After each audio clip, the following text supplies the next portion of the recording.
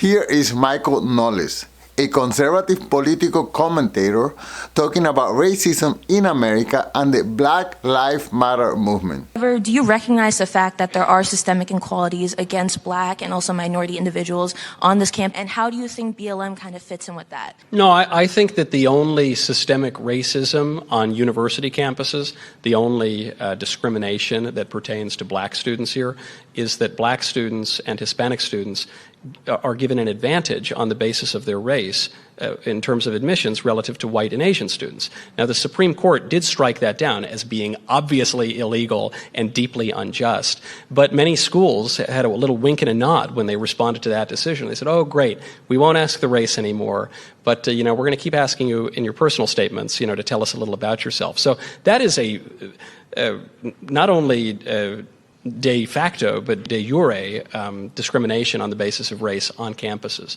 Now, if you say Black people don't turn out very well a lot of the time in America, I'm not denying that, okay? There are major serious problems affecting Black people in America that are legitimate and need to be addressed. Obviously, 70% of Black babies are born out of wedlock. The majority of Black babies in New York are killed before they're ever born through abortion. There are a lot of, obviously, crime. There are a lot of problems. So that should be addressed. I think that should be addressed in part by the government and by the political community. I'm not saying just pull yourself up by your bootstraps and ignore it and, you do you and I'll do me. I think there needs to be some kind of political solution to that. The political solution, though, it needs to be properly political and not vigilante and not so violent and extortionist as BLM was. Some people observed that BLM appeared to stand for buy large mansions because the people who ran that organization seemed to enrich themselves quite a lot on the $100 million or thereabouts that BLM took in. We know that dozens of people were killed in the BLM riots. We know that lots of private property was destroyed. We know lots of stores were looted. None of this does anything to advance racial justice. All of those people should have been locked up for a long time.